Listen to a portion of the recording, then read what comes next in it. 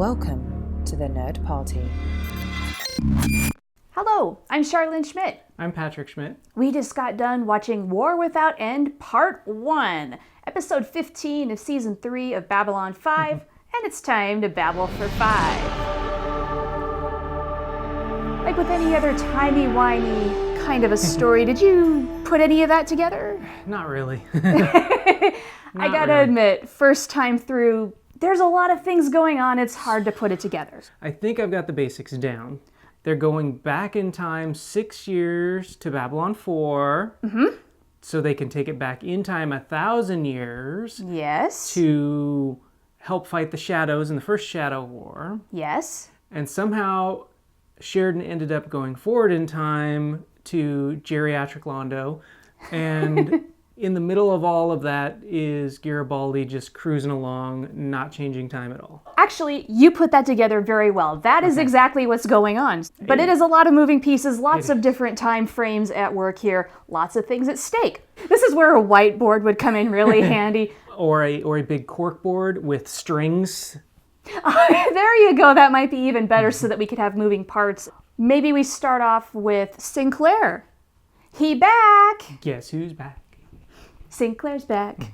One of the first revelations we get from this episode is we get to see Minbar from anything outside the room of the Grey Council. Yeah. Which is kind of cool. Really pretty and very glassy and light focused. It's also waterfalls.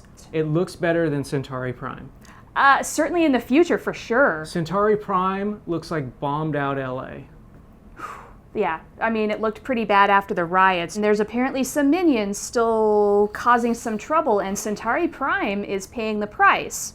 And Londo doesn't look too good. No, I think he's been through some things in whatever future this is. Yes, he's the Emperor, but I don't think he likes it. He didn't seem to be having too much fun, did he? No. Let's go back to Minbar. Okay. Because that's where Sinclair's been hiding out for the last 2 seasons. Yes. He's changed a little bit. Yeah, what did you notice? He's a lot more cryptic. He sounded very much like Kosh, rest in peace. I don't think that's necessarily a bad thing. I think he's gained a lot of wisdom. I think he's gained a lot of understanding, and obviously he knows where things are going. He knows exactly what's going on and says, it's going to be cool. Just be all right, Delenn. It'll be all right. He seems very calm and at peace, which is in contrast to him in season 1, right? Where he has this hole in his mind, he doesn't know his destiny. That has all changed. Absolutely. He totally knows his destiny. Update, he dead. You know? You think? He gonna die. He gonna die. Well, yeah, it sounds like he knows he's not coming back from this mission. Yes. The fact that he's so at peace, you'd normally find that kind of peace on somebody's deathbed. Whatever happens, he's okay with it. He's gonna save the universe. So one of the very key things we learn fairly fast is Babylon 4's purpose, why it disappeared in time, why everything is so weird in Sector 14.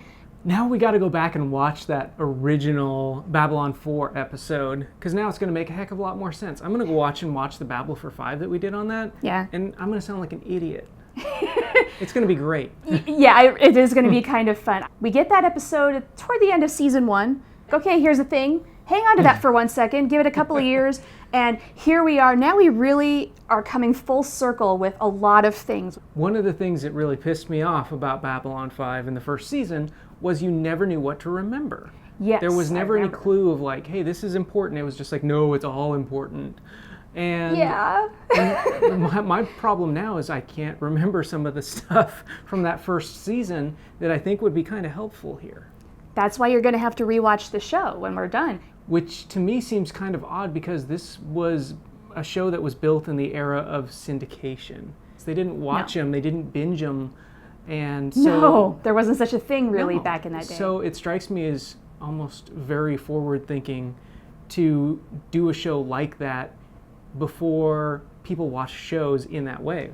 Why do you think I love Babylon 5 so much in the 90s? This was one of the very first shows to do a truly serialized format.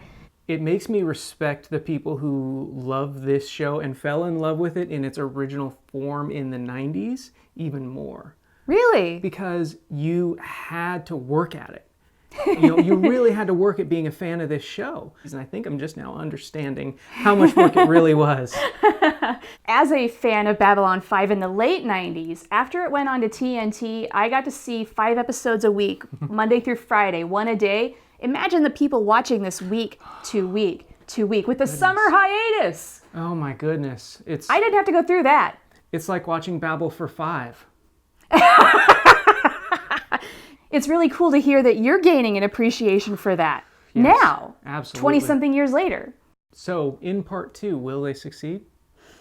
We're just going to have to watch and find out. Do not know, cannot say. That's right. So why don't we go off and watch part 2? Let's not keep you in suspense now. You, on the other hand, you got to wait another whole week to see our thoughts on part 2. Sorry, not sorry.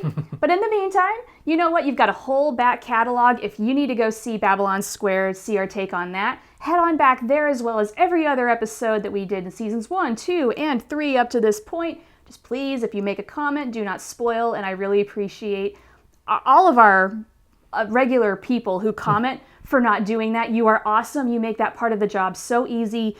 We just really appreciate our growing community. So thank you all, and we'll talk to you after we've watched part 2.